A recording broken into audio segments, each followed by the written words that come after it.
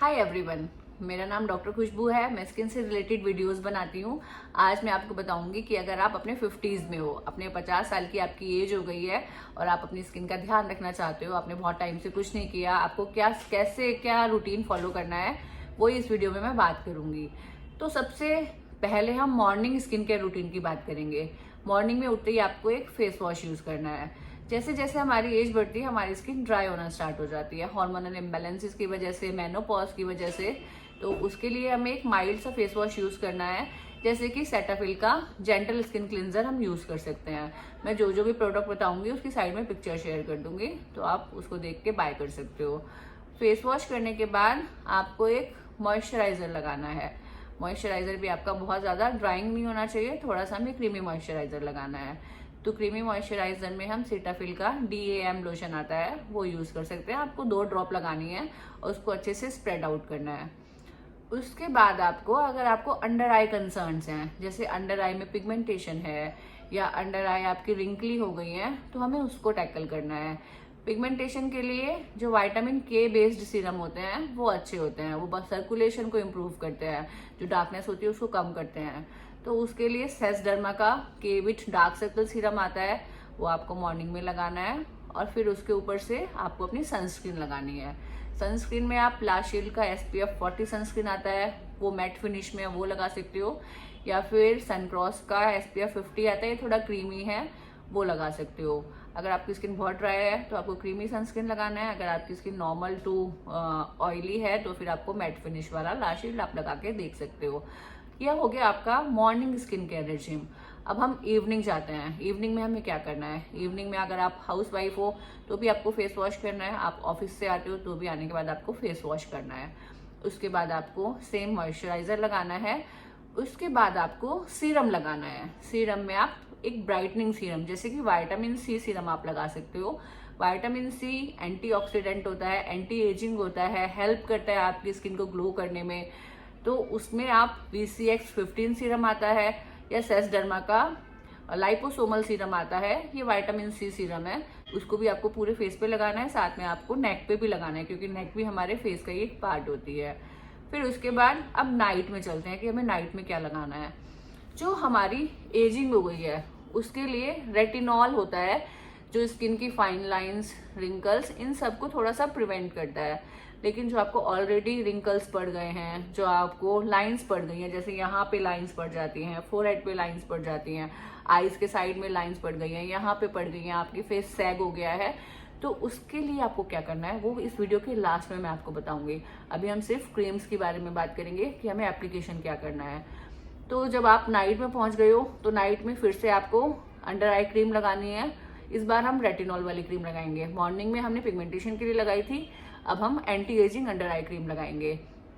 Anti ageing under eye cream का मैं side में पिक्चर शेयर कर रही हूँ। ये क्रीम आप लगा सकते हो, इसको आपको सिर्फ अंडर आई एरिया पे लगाना है। ये रेटिनॉल बेस्ड क्रीम है। रेटिनॉल स्किन रिन्यूविनेशन के लिए हेल्प करता है और स्किन को रिजेनरेट करता है, डेड स्किन को एक्सफोलिएट करता है। तो इस तरीके से कोलेजन को स्टिमुलेट करके एंटी एजिंग प्रॉपर्टी इसकी होती है। उसके बाद अगर आपको जैसे 50s में डार्क स्पॉट्स हो जाते हैं, एज स्पॉट्स हो जाते हैं, पिगमेंटेशन हो जाता है, अगर वो आपको पिगमेंटेशन है या यहाँ पे डार्कनेस है, तो फिर अब हमें डार्कनेस वाली क्रीम लगानी है। अंडर आई क्रीम लगाने के बाद डार्कनेस वाली क्रीम में जो प्लांट बेस्ड क्रीम होती हैं, जिसमें आर्ब्यूटिन होता है या करक्यूमिन होता है या फिर अल्फा हाइड्रोक्सी एसिड्स होते हैं या फिर लिकोरिस एक्सट्रैक्ट होता है, ये सब जो भी प्लांट बेस्ड हैं उसकी क्रीम्स आती हैं। मैं साइड में पिक्चर शेयर कर रही हूँ। तो वो क्रीम आपको सिर्फ पिगमेंटेड एरिया पे लगानी है। उसके 5-10 मिनट्स के बाद फिर हम पूरे फेस पे रेटिनॉल सीरम या रेटिनॉल क्रीम लगाएंगे। वो हमारी स्किन को फर्म रखने में हेल्प करेगा और उसके बाद फिर आपको सो जाना है। तो ये हो गए हमारा नाइट केयर रेजिम कि पहले हमने इवनिंग में फेस वॉश कर लिया, फिर हमने सीरम लगा लिया, अंडर आई क्रीम्स लगा ली और फिर हमने रेटिनॉल सीरम लगा लिया। रेटिनॉल को आप हफ्ते में 2 या 3 बार लगा सकते हो, ऑल्टरनेट डेज टाइप करके, और 2-3 दिन आप हाइलुरोनिक एसिड सीरम लगा सकते हो। हाइलुरोनिक एसिड सीरम स्किन को हाइड्रेट करता है, क्योंकि हमें जब हम जैसे जैसे हम 40s के बाद हमें बहुत ज़्यादा स्किन को हाइड्रेट करने की जरूरत होती है, हमारी स्किन बहुत ड्राई रहती है। तो हाइलुरोनिक एसिड सीरम आप ऑल्टरनेट कर सकते हो रेटिनॉल के साथ। रेटिनॉल आपको सूट कर रहा है या नहीं कर रहा है, कोई भी क्रीम आपको सूट कर रही है नहीं कर रही है, उसकी ये पहचान होती है कि अगर आप लगा रहे हो उसके बाद कोई रेडनेस, बर्निंग, इरिटेशन नहीं होनी चाहिए, और अगर हो भी रही है तो फ्यू सेकंड्स के लिए होनी चाहिए, बहुत लंबे टाइम तक 10-15 मिनट तक वो रहनी नहीं चाहिए। साथ में आपकी स्किन पील ऑफ नहीं होनी चाहिए, ड्राई पैचेस नहीं बनने चाहिए। अगर ऐसा कोई क्रीम लगाने के बाद नहीं हो रहा है तो इसका मतलब वो क्रीम आपको सूट कर रही है, आप उसको लगा सकते हो। तो ये हो गया हमारा कि हमें क्या क्या लगाना है। अब जो आपको यहाँ पे लाइंस हो गई हैं, या यहाँ पे माथे पे लाइंस हो गई हैं, यहाँ पे लाइंस हो गई हैं, उसके लिए बोटॉक्स ट्रीटमेंट होता है। बोटॉक्स इंजेक्शंस होते हैं जिनको हर 4-5 महीने में आपको रिपीट करना होता है। तो यहाँ पे जो ये जो लाइंस होती हैं ये मसल एक्टिविटी की वजह से होती हैं।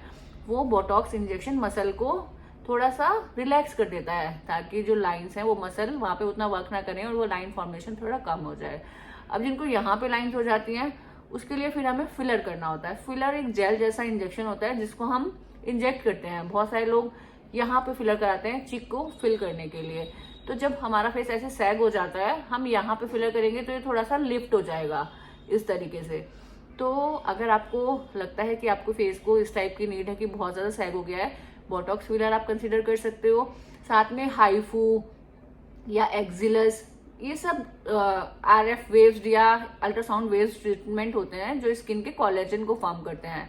स्किन का कोलेजन स्किन टाइटनिंग को हेल्प करता है। तो जब हम कोलेजन को स्टिमुलेट करते हैं तो उससे हमारी स्किन फॉर्म होती है। तो ये सारे प्रोसीजर्स भी आप डर्मेटोलॉजिस्ट के पास जाके पूछ सकते हो, स्टार्ट कर सकते हो। ये था हमारा स्किन केयर इन 50s। अगर आपको वीडियो अच्छा लगा तो आप मेरा स्किन केयर इन 40s भी जाके देख सकते हो। Thank you.